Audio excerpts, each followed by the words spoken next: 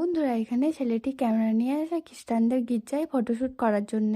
ছেলেটি ফটোশুট করতে লাগলে খ্রিস্টানদের একটি মেয়ে গির্জার কাছে এসে প্রার্থনা করছিল। তখনই মেয়েটিকে ক্যামেরা বন্ধ করে ছবিতে তুলে নেয় এবং মেয়েটি এতে বুঝতে পারলে সেখান থেকে রাগ করে চলে যায় এবং ছেলেটি তার পিছু করে নেয় মেয়েটিকে সরি বলার জন্য। ছেলেটি মেয়েটির কাছে আসলে মেয়েটিকে বলে সরি বলার জন্য একটু কিছুক্ষণ টাইম পাওয়া যাবে। মেয়েটি রাগে ওখান থেকে চলে যেতে লাগলে মেয়েটি রাগ ভাঙানোর জন্য বলে কাল বিকেল 4টে আরবিতে দেখা হচ্ছে, তুমি কিন্তু চলে এসো। পরের দিন মেয়েটি ওই ক্যাফেতে চলে আসে। তার কিছুক্ষণ পরে ছেলেটি চলে আসে এবং মেয়েটির সামনে ছেলেটি গেলে ছেলে আমাকে তুমি ক্ষমা করে দাও এবং মেয়েটি খুব হাসাহাসি করে। মেয়েটির মধ্যে আর ছেলেটির মধ্যে ভালো একটা বন্ডিং তৈরি হয়ে যায়। এটির ফোনে ফোন ঢুকলে ছেলেটি ফোন করতে সাইডে গেলে মেয়েটি কেসে ওঠে এবং ফোন করা হয়ে গেলে ছেলেটি জিজ্ঞাসা করে তুমি কাশছো কেন। মেয়েটি তখন আড়াল করে। বেশ কিছুদিন ছেলে মেয়ে কাটার পরে ছেলেটি একটি মেয়েটিকে পাহাড়ের কাছে নিয়ে আসে এবং ছেলেটি প্রপোজ করে। মেয়েটি ছেলেটির প্রপোজটা অ্যাকসেপ্টও করে না এবং নাও বলে।